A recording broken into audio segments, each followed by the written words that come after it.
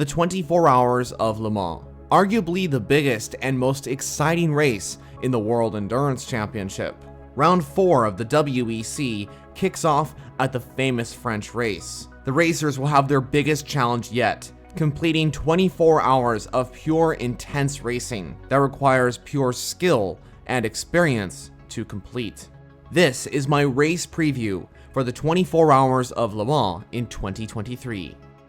62 contenders join for this year's edition of Le Mans, with cars spanning across 3 different classes for this epic race, along with one extra experimental entry from Garage 56.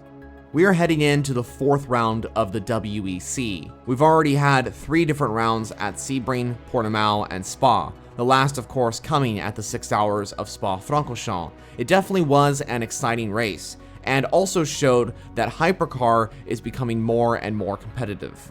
And I think a major question heading into the 24 Hours of Le Mans is, will anybody be able to challenge Toyota in the top category of hypercar? I guess we'll have to find out, and I'll get into that a little bit later on.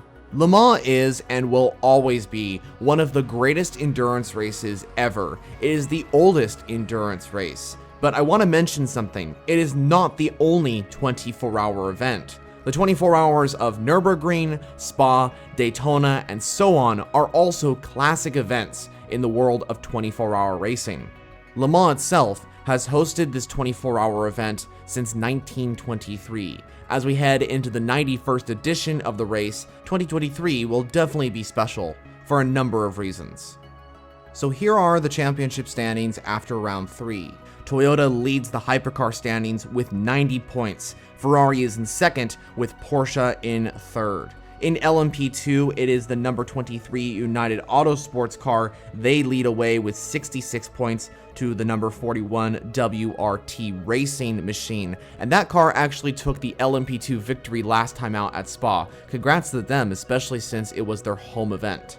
In GTEM, Corvette Racing still leads the championship with the number 33 car, but the number 83 Ferrari has now moved in to 2nd position after their incredible win in the GTE class last time out at Spa.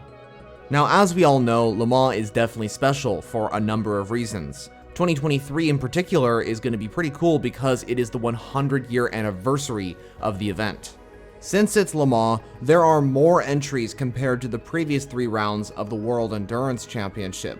GTEM, LMP2, and Hypercar have all seen a boost in numbers of entries. For example, Hypercar has seen a boost in 3 more entries added to the grid, for a total of 16 Hypercars on the grid.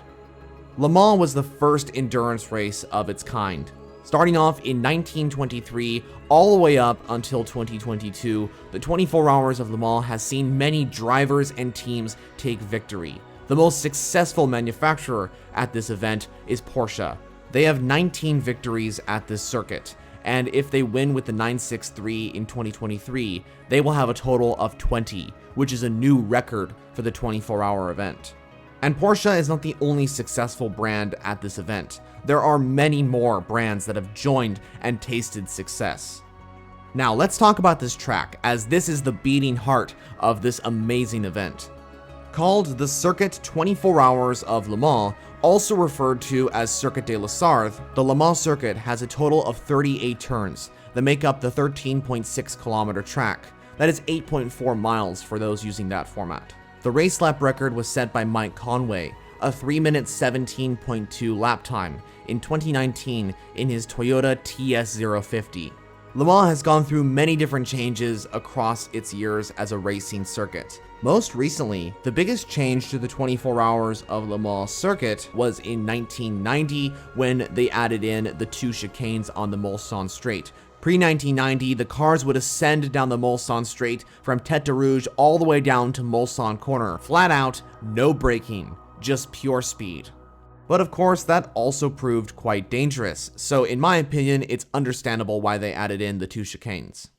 Speaking of one of the chicanes, this is a good point to mention that because of the unification of regulations between the WEC and IMSA, the organizers announced that the chicanes at both Daytona and Le Mans would be named after each other. The first chicane at the 24 Hours of Le Mans will now be called the Daytona Chicane, and over at the Daytona Road Course, the bus stop chicane has now been renamed to the Le Mans Chicane. Now, what about the categories? So there is Hypercar, which is the top category of the World Endurance Championship. This is where we'll see the fastest cars at the 24 Hours of Le Mans. All the LMH and LMDH prototypes will be racing for overall victory in this category.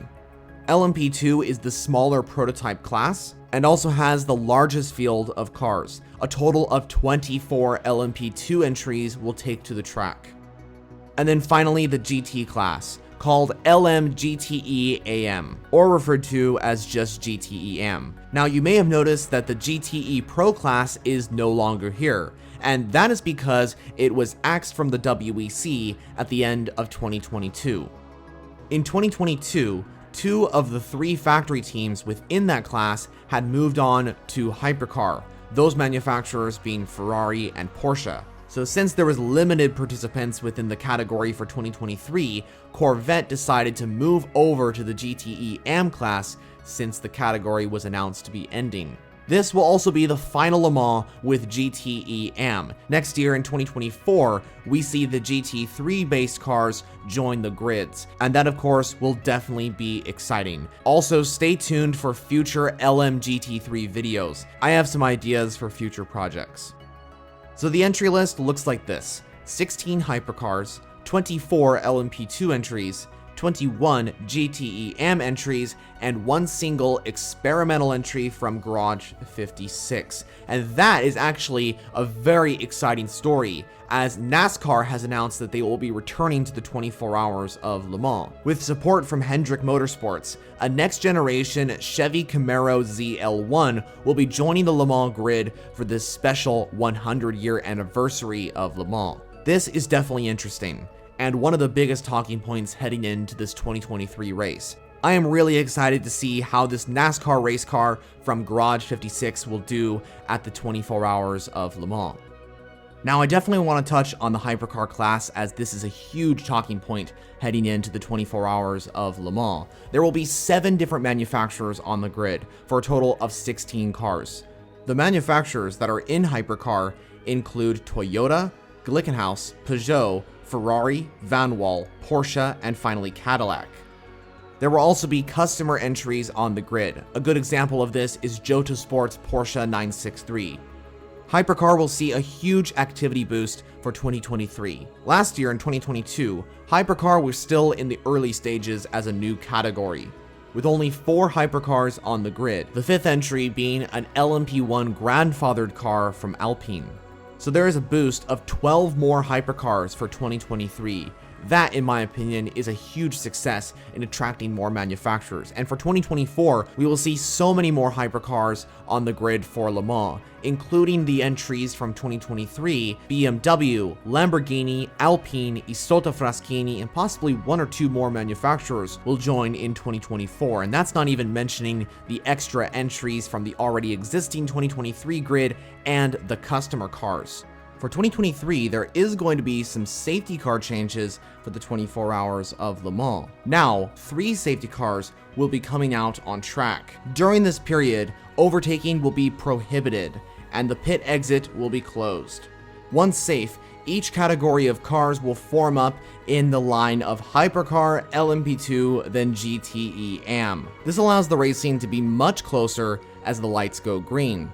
Le Mans is actually adopting a very similar strategy to what IMSA uses. Now, there are going to be some BOP adjustments in Hypercar for the 24 Hours of Le Mans, which actually could affect the performance of some of these cars. Toyota and Ferrari have been negatively affected on the weight side of things, so it is possible that the other manufacturers' cars will be closer to Toyota and Ferrari on pace. So when exactly does this race take place? Well, qualifying or hyperpole will begin on Thursday, June 8th from 8 p.m. to 8:30 p.m. local time. Friday has been and will always be the Le Mans Parade in the city of Le Mans. And then of course on Saturday, June 10th is the start of the big event. The 24 Hours of Le Mans will begin at 4 p.m. and finish on Sunday, June 11th at 4 p.m. local time. So how do you watch the 24 Hours of Le Mans in 2023? Well, the WEC app will have live streaming of qualifying and the full race, but you will have to pay a subscription for this. There are other options though. If you're living in Europe, I believe most of the streaming will be on Eurosport 2. For the USA, it will be on Motor Trend, Canada, it will be on Velocity, Mexico on Fox Sports, South America will be DirecTV Sports. I believe some of Asia and Australia will be live streaming the race on Eurosport. As for Japan, it will be on J Sports 3, Middle East, it will be on SSC, and I believe Supersport will be the channel to watch it live for my viewers in Africa. Now, I do want to mention that there are certain circumstances where you won't be able to watch it live. If you have a problem watching it live and cannot watch it, I suggest checking out my race review, which will come out after the event, and I'll explain all the information and all the details that happened during the 24 Hours of Le Mans. So that completes the major details ahead of the 24 Hours of Le Mans in 2023. I hope you found this WEC race preview to be interesting and informative. And I do want to ask, are you excited for the 24 Hours of Le Mans? I would love to hear your thoughts on the upcoming event in the comments below. If you're interested in more content surrounding the 24 Hours of Le Mans and endurance racing in general, this is the channel to subscribe to. Please subscribe by clicking the button to the left. If you want to see another video right now, I suggest clicking one of the options to the right of your screen. So that's it for me. I'll see you in the next video.